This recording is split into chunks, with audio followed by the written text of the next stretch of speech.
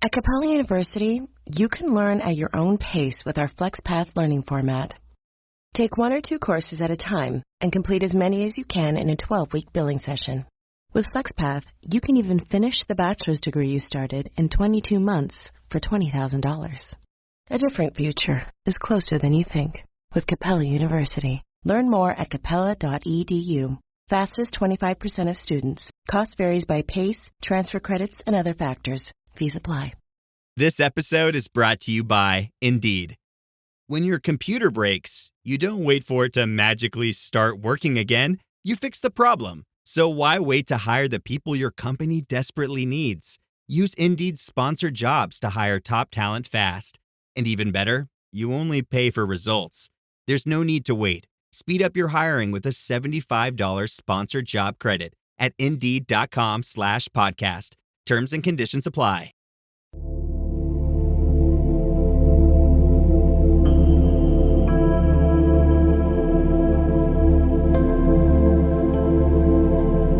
Welcome once again to the Dr. Sky Experience, proudly heard here on Talk Radio 77 WABC, the crown jewel of radio as we like to call it, heard in 173 countries in all 50 states, beaming out of New York City, the nation, the world, and I'm sure out into the cosmos.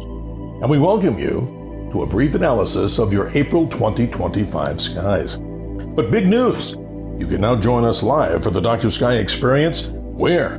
Right here on this great radio station, Talk Radio 77 WABC, Friday midnight to 2 a.m. Eastern Daylight Time. And we welcome your phone calls. The number to call us live on the air is 1-800-848-9222. That's 1-800-848-WABC. And if you have any questions or comments, not only about the show, but also about the content that you're hearing in these updates, as we talk about the great experiences and realms of astronomy, space, aviation, and weather, and so much more. But what could be better than that? Well, we equally talk about American exceptionalism, the stories of truth, justice, and the American way, our Constitution, our Bill of Rights, and yes, our sacred Second Amendment. So you can tune in and go and talk to us, listen to us, and share with us as we share with you these many great experiences. Our producer for this segment is Dr. D. He himself, a longtime broadcaster, has helped me for so many years. We want to salute Dr. D for his great excellence in production. So let's begin with month number 4, April 2025. We begin with Earth's nearest neighbor, the Moon. We find out that the Moon races on after its new phase at the end of March to its first quarter position on the 5th. You've heard me say it many times before, but in my opinion and many others, it's the best time if you have a pair of binoculars or a small telescope to see the various contrasts on the surface of the Moon. What do I mean? As the low sun angle is there, you can see shadows, the sun rising on great craters, and large so-called oceans on the surface of the planet, and the Moon, I should say. Then the Moon continues to wax. It moves on to its full phase on the 12th, and that happens at 8:22 p.m. Eastern Daylight Time. This month, April's full moon is officially known as the full pink moon, or sometimes known as the egg or grass moon.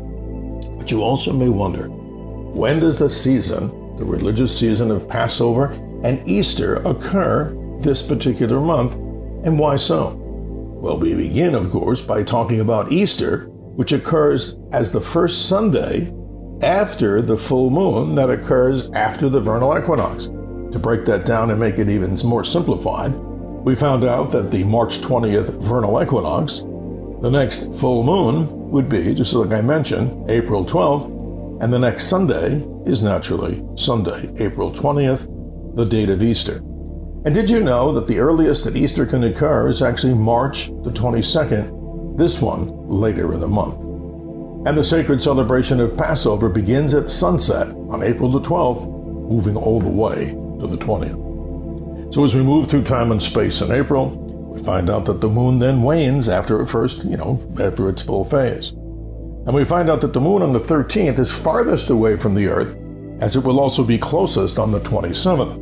But then the Moon goes from that waning gibbous moon, like an egg shape, to last quarter on the 21st, and then a very thin crescent waning moon moves on to new moon on April the 27th. So you may be wondering, what about planets in the April skies? Well, here's a quick summary. We lost the planet Venus in the evening into the sun's glare by the 22nd of March.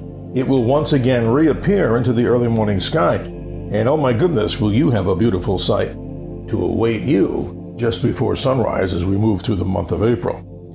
The planet itself, Venus, will be at its greatest illumination, and we call that its most brilliant phase by the 27th. And you cannot miss this one because standing high and tall just before the early sunrise of April the 27th, yes, that big bright object that you see as you look into the skies in the eastern portion of the sky is none other than the beautiful goddess of love and beauty herself, the planet Venus.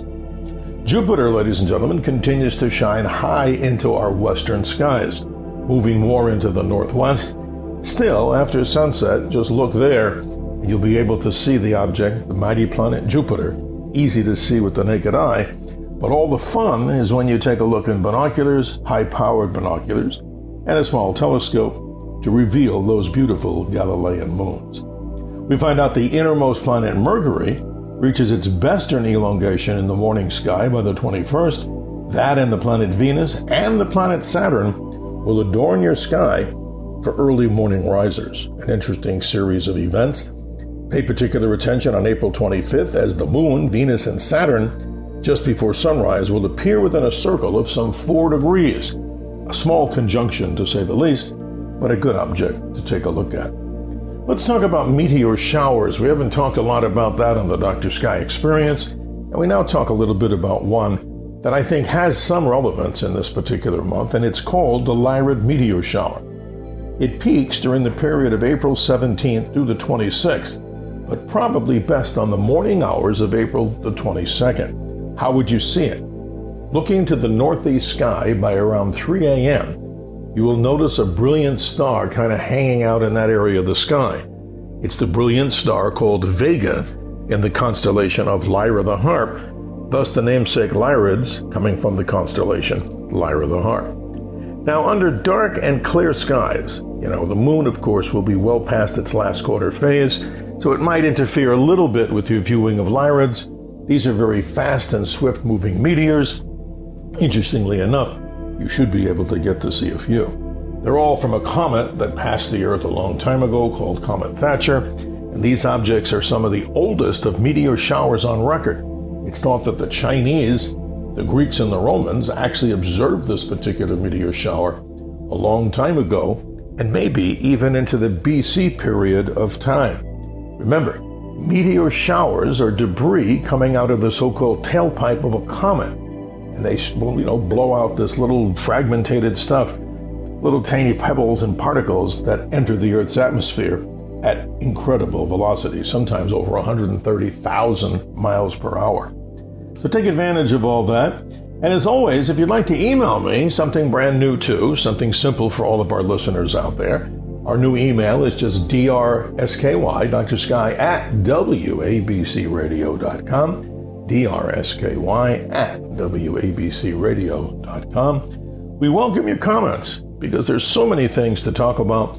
And once again, proud to be part of this great radio station with our new 2-hour live radio show. The name, of course, the Dr. Sky Experience, midnight to 2 a.m. Eastern Daylight Time, as we move on from Friday evening, midnight, into 2 a.m. Saturday morning. So we hope you'll join us. On-air contact number, 1-800-848-9222. That's 1-800-848-9222. Or 9222 is what? WABC. And a shout out to owner-operator John Katsimatidis and family for permitting me to move out beyond this area of the solar system and out to the universe, as I'm also appearing proudly on John's Sunday morning show called The Cats Roundtable, with great guests from all different realms and all different positions, and great guests from around the world. We'll see you there.